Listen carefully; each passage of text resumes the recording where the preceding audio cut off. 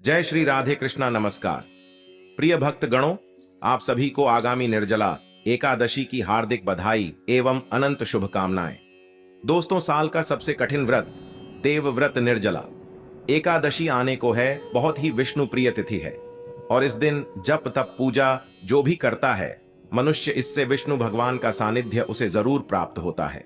मनुष्य जीवन मरण के बंधन से मुक्त हो जाता है। इस व्रत को देव व्रत भी कहा जाता है क्योंकि सभी देवता हो, दानव हो, नाग हो, गंधर्व हो, किन्नर हो, नवग्रह हो, सभी अपनी रक्षा और विष्णु भगवान की कृपा पाने के लिए इस एकादशी का व्रत करते हैं। इस उपवास के कठोर नियमों के कारण ही सभी एकादशी में सबसे कठिन माना जाता है और विष्णु भगवान का भजन कीर्तन उपवास किया जाता है। इस दिन सिर्फ भोजन ही नहीं, पानी का भी त्याग करने का विधान आता है। पूरे दिन निर्जल रहकर के व्रत का पालन होता है। पहले दिन सूर्य उदय से लेकर अगले दिन सूर्य उदय तक बिना पारण के जल का सेवन नहीं किया जाता और कहा जाता है जो भी मनुष्य निर्जल रहकर इस उपवास को करता है उसे साल के सभी 24 एकादशी व्रत के समान संपूर्ण फल की प्राप्ति मिलती है, उसके पापों का शमन होता है। प्रिय भक्तगणों, आज की इस वीडियो में हम ज्येष्ठ माह के शुक्ल पक्ष की निर्जला एकादशी के विषय में बात करेंगे। आज हम आपका कंफ्यूजन दूर करेंगे कि आपको निर्जला एकादशी व्रत कब रखना है, 17 जून या फिर 18 जून को। लेकिन वीडियो को पूरा देखिएगा, तभी आपकी कंफ्यूजन दूर होगी। तो आज की वीडियो में हम जानेंगे निर्जला एकादशी के सभी शुभ मुहूर्त, पारण समय, पूजा विधि, नियम के बारे में। और आपके मन जो भी प्रश्न है कि इस व्रत में पानी कब और कैसे पीना चाहिए, निर्जल नहीं रह सकते तो व्रत कैसे करें, दान किन चीजों का करना चाहिए। अगला जो प्रश्न है, कलश का दान कैसे करें, पानी भर के जो कलश का दान किया जाता है उसकी विधि क्या है और क्या कुमारी लड़कियां भी व्रत कर सकती हैं। यह एक ऐसी वीडियो है जिसमें सारी बातें आप जानेंगे। कहीं कोई और वीडियो देखने की जरूरत नहीं पड़ेगी, तो आप अंत तक वीडियो में बने रहे। तो वीडियो शुरू करने से पहले एक बार पूरी श्रद्धा के साथ कमेंट सेक्शन में लिखें, जय श्री हरि विष्णु, भगवान हरि की कृपा आप पर सदैव बनी रहेगी। और वीडियो को लाइक करके चैनल को सब्सक्राइब अवश्य कर लें। प्रिय भक्त गणों, निर्जला एकादशी का व्रत कठोर होता है। खासकर ज्येष्ठ के महीने में जब प्रचंड गर्मी पड़ती है तब निर्जला एकादशी का व्रत रखा जाता है, जो कि जीवन में जल के महत्व को बताता है।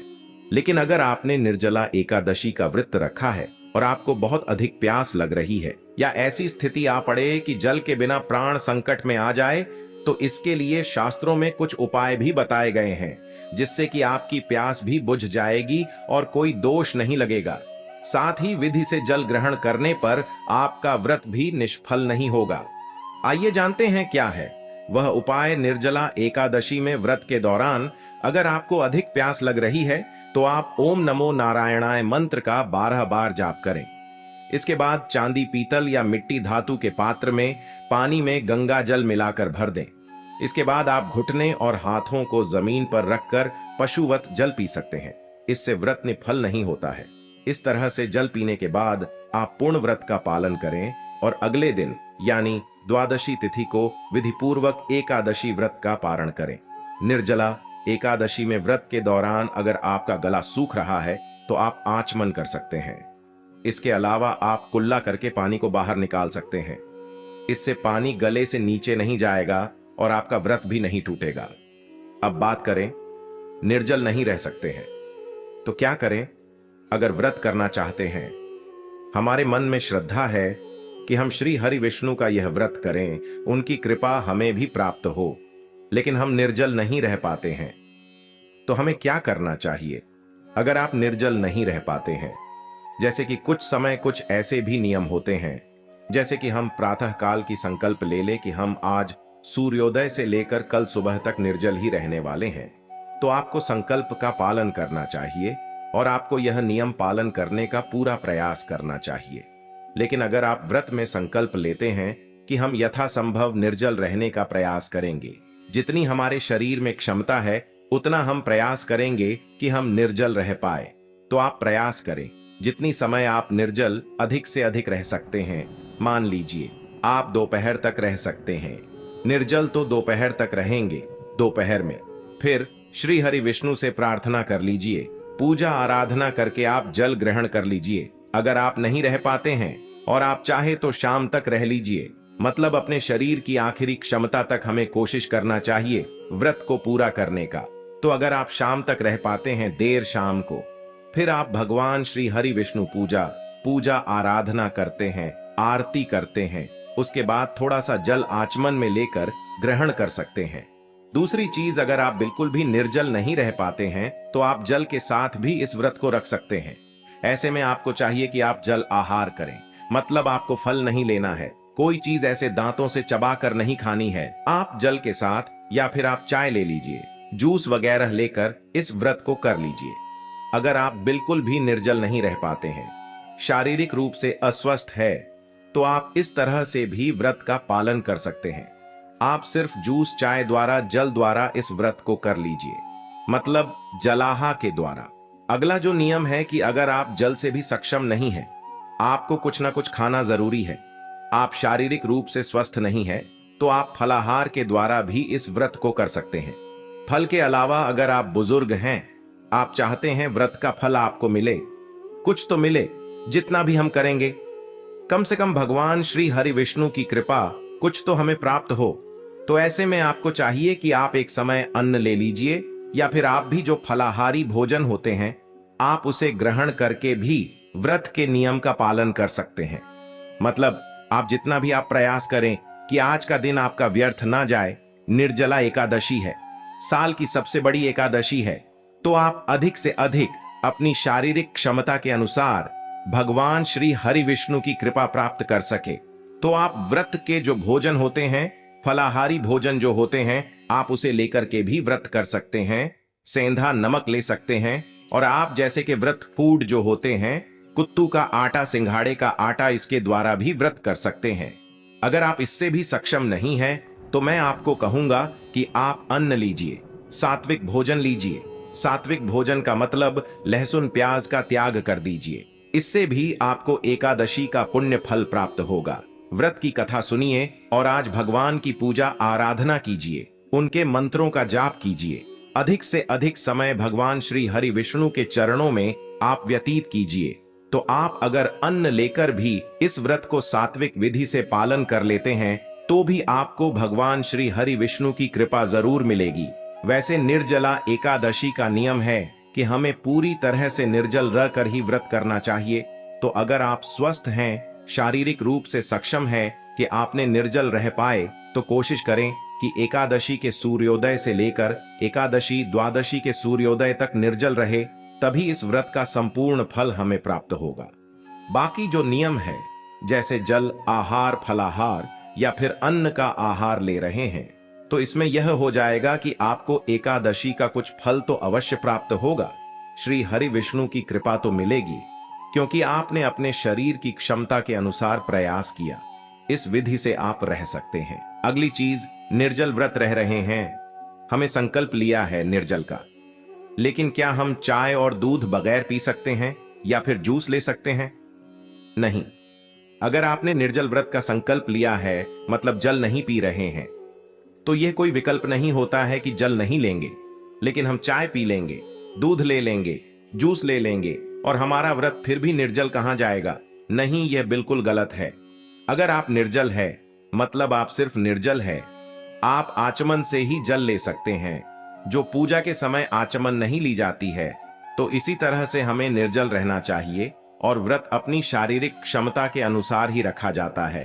तो अगर आप अपने शरीर से पूरी तरह से स्वस्थ हैं, तभी आप पूरी तरह निर्जल का संकल्प लें। और जो एकादशी निर्जला एकादशी का व्रत कर रहे हैं, तो आपको प्रयास करना चाहिए कि पूरी तरह से निर्जल रहकर की व्रत करें, मतलब एकादशी से द्वादशी तक निर्जल ही रहना है। कुल मिलाकर अगर आपने निर्जल व्रत का संकल्प किया है तो आपको पारण के समय जल लेना है। बाकी आप अगर शारीरिक क्षमता के अनुसार निर्जल या जलाहार ले रहे हैं तो आप बिल्कुल जल ले सकते हैं। अगर आपसे नहीं रहा जा रहा है पूरे समय तो आप जल ले सकते हैं। दोस्तों, बात करते हैं अगले प्रश्न के बारे में, कुंवारी लड़कियां की व्रत कर सकती हैं? तो देखिए, सनातन धर्म में हमारे शास्त्र कहते हैं कि अगर आपकी उम्र 8 वर्ष से अधिक है तो आप सभी व्रत कर सकते हैं, और एकादशी के व्रत का भी आप पालन कर सकते हैं। एकादशी का व्रत श्रेष्ठ माना गया है। सभी प्रकार के पापों से, दोषों से मुक्ति कराने वाला, श्री हरि विष्णु की कृपा दिलाने वाला यह बहुत ही महत्वपूर्ण व्रत है। इस व्रत को कोई भी धारण कर सकता है। पुरुष, स्त्री, कुंवारी लड़की हो या विवाहिता हो, कोई भी इस व्रत को करें, इसका फल उसे अवश्य प्राप्त होता है। तो इसमें कोई ऐसी जज लिमिट नहीं है। बच्चे भी कर सकते हैं, बड़े भी कर सकते हैं, बुजुर्ग भी कर सकते हैं। अगर आप सामर्थ्यवान है, अगर आप शरीर में आपकी क्षमता है व्रत रखने की, तो आप इस व्रत को रख सकते हैं। और हाँ, अगर आप व्रत निर्जल नहीं रह सकते हैं तो आप जल के साथ रह सकते हैं। जल नहीं ले सकते हैं तो फल के साथ रह सकते हैं। और जो लोग फलाहार से भी व्रत नहीं रह सकते हैं, आज के दिन अगर वह एकादशी की व्रत में अन्न लेकर भी, मतलब सात्विक भोजन के साथ व्रत करेंगे, तो उनको इसका फल अवश्य प्राप्त होगा। एकादशी का व्रत भगवान श्री हरि विष्णु को बहुत प्रिय है। जितना अधिक सामर्थ्य आप में है, जितना आपके शरीर में क्षमता है, उतना प्रयास व्रत को रखने का जरूर कीजिए। आइए अब जानते हैं निर्जला एकादशी के नियमों के बारे में। फिर जानेंगे एकादशी कब है, इसका शुभ मुहूर्त और पूजा विधि। लेकिन अभी तक आपने हमारे वीडियो को लाइक नहीं किया है तो वीडियो को लाइक करके चैनल को सब्सक्राइब अवश्य करें। एकादशी के दिन आपको दाढ़ी कटिंग सेविंग नहीं करवाना है, नाखून नहीं काटना है। शरीर के अंग के कोई भी बाल काटना अथवा कटवाना नहीं चाहिए। ब्रह्मचर्य व्रत का पालन भी आपको इस दिन करना चाहिए। यदि माताएं बहनें मासिक धर्म पीरियड की अवस्था में रहती हैं तो उनको भी व्रत अवश्य करना चाहिए। लेकिन भगवान का पूजन, अर्चन और स्पर्श करना इस अवस्था में वर्जित माना जाता है। तथा एकादशी के दिन यदि आपके घर परिवार में जन्म अथवा मृत्यु का सूतक लग जाता है तो ऐसी परिस्थिति में भी आपको व्रत करना चाहिए। व्रत के नियमों का भी पालन करना चाहिए। लेकिन भगवान का स्पर्श तथा पूजन करना ऐसी परिस्थिति में वर्जित माना जाता है। तुलसी जी से आज्ञा लेकर के आप तुलसी जी के पत्ते तोड़ सकते हैं, कोई दोष नहीं माना जाएगा। और इस दिन आपको किसी भी प्राणी को, किसी भी जीव को कष्ट नहीं पहुंचाना चाहिए, क्योंकि गोस्वामी तुलसीदास जी ने रामचरितमानस में कहा है कि ईश्वर अंश जीव अविनाशी ने प्रत्येक प्राणी में, प्रत्येक जीव में ईश्वर का वास माना गया है। इसलिए आपको इस दिन किसी भी प्राणी को, किसी भी जीव को कष्ट नहीं पहुंचाना चाहिए, किसी भी मनुष्य का दिल नहीं दुखाना चाहिए। और आपको इस दिन किसी भी प्रकार से कोई गलत कर्म, अनैतिक कार्य अथवा पाप कर्म बिल्कुल नहीं करना चाहिए। हमारे धर्म ग्रंथों और पुराणों में 3 प्रकार के बताए गए हैं। कायिक, वाचिक और मानसिक। कायिक अर्थ होता है शरीर के द्वारा किए जाने वाले पाप को कायिक कहा जाता है, और दूसरा वाचिक का अर्थ होता है वाचिक, वाणी के द्वारा जब हम गलत शब्द का उपयोग करते हैं उसे वाचिक पाप कहा जाता है। और तीसरा होता है मानसिक पाप। मानसिक का अर्थ होता है मन में यदि गलत विचार आते हैं, गलत अवधारणा उत्पन्न होती है तो उसे मानसिक पाप कहा जाता है। तो आपको किसी भी प्रकार से इस दिन गलत कर्म, पाप कर्म बिल्कुल नहीं करना चाहिए। अधिक से अधिक इस दिन आपको भगवान का भजन कीर्तन करना चाहिए, भगवान नाम का उच्चारण करना चाहिए। कल युग में जितना अधिक हो सके उतना प्रभु का नाम उच्चारण करें। भगवान के पवित्र स्तोत्र का पठन पाठन करें, भजन करें, कीर्तन करें। क्योंकि अन्य युगों में कठिन साधना से, तपस्या से ईश्वर की प्राप्ति होती थी, लेकिन कलयुग में सबसे सरल यदि कोई कार्य है भक्ति का, सबसे सरल यदि कोई मार्ग है तो वह नाम जाप है। और आपको एकादशी के दिन भगवान के पवित्र मंत्रों का भी जाप करना चाहिए। ओम नमो भगवते वासुदेवाय नमः, यह 12 अक्षर मंत्र का जाप करें, या श्री कृष्णम शरणम मम अक्षर मंत्र का जाप करें, श्री कृष्णाय नमः या अन्य कोई भी गुरु मंत्र या इष्ट मंत्र का। यदि आप निर्जला एकादशी के दिन जाप करेंगे, पाठ करेंगे, तो आपको महान पुण्य फल की प्राप्ति हो सकेगी। और एकादशी के दिन में सोना वर्जित माना जाता है। रात्रि के समय जागरण करने का भी विधान है। यदि आप पूरी रात जाग करके भगवान का भजन कीर्तन करते हैं तो अति उत्तम रहेगा। लेकिन किसी कारणवश यदि आप पूरी रात्रि जागरण नहीं कर पाते हैं तो ऐसी अवस्था में जितना आपका सामर्थ्य हो, जितनी आपकी शक्ति हो, उतना जागरण करके आपको भगवान भजन कीर्तन अवश्य करना चाहिए। और एकादशी व्रत वाले दिन निर्जला एकादशी व्रत कथा अवश्य करना चाहिए। व्रत कथा हमेशा ब्राह्मण के मुख से सुनना उत्तम होता है, क्योंकि जब हम ब्राह्मण के मुख से कथा का श्रवण करेंगे तो साक्षात श्री नारायण के मुख जैसा ही हमें कथा श्रवण करने का पुण्य फल प्राप्त हो सकेगा। और कथा सुनने के बाद ब्राह्मण को यथाशक्ति दक्षिणा प्रदान करें। और अगले दिन जब हम पारणा करते हैं उस समय ब्राह्मण को भोजन करवाने का विधान है। अन्नदान भी आप कर सकते हैं। वस्त्रदान, गोदान का भी बहुत अधिक पुण्य है। वैसे भी साल की सबसे बड़ी निर्जला एकादशी होती है और इस दिन जल से भरा हुआ कलश यानी मटके का दान करना बहुत शुभ माना गया है। इसी के साथ आम का फल भी इस दिन दान करना चाहिए। खरबूजे का दान भी आप कर सकते हैं।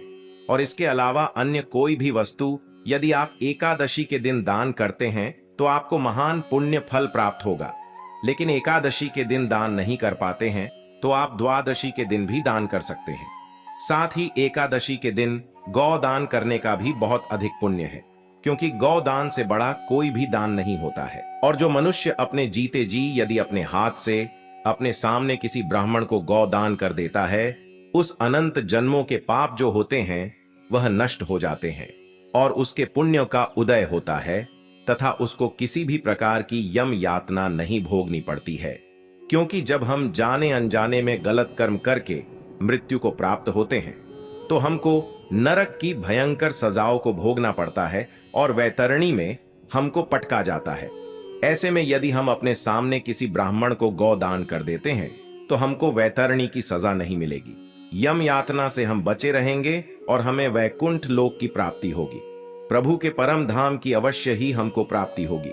दोस्तों, निर्जला एकादशी के शुभ मुहूर्त और पारण समय के बारे में फिर आपके सारे प्रश्नों के जवाब हम आज के वीडियो में देंगे। बहुत ही ज्यादा महत्वपूर्ण वीडियो है, पूरा जरूर देखिएगा। इस बार निर्जला एकादशी की तिथि प्रारंभ होगी 17 जून सोमवार को सुबह 4:44 से।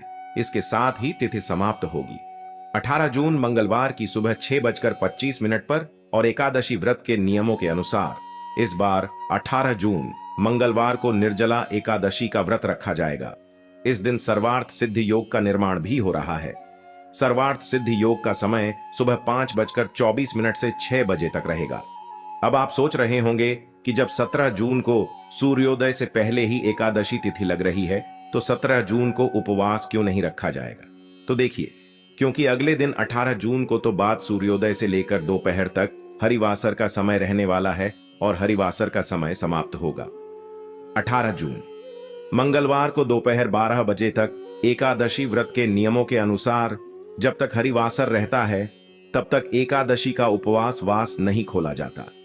हमेशा हरिवासर का समय बीतने के बाद ही खोला जाता है। ऐसे में जो लोग 17 जून को उपवास रखना चाहते हो उन्हें अगले दिन दोपहर 12 बजे के बाद व्रत का पारण करना होगा। ऐसे में एकादशी का उपवास अधिक समय के लिए हो जाएगा। इसलिए आप सभी को 18 जून को ही उपवास रखना चाहिए। जो लोग इस नियम का पालन नहीं करते और 17 जून को ही उपवास रखना चाहती हो तो उन्हें यदि उपवास खोलना भी हो तो 18 जून मंगलवार को दोपहर 1 बजे से 3 बजे के बीच में अपना उपवास खोलना होगा।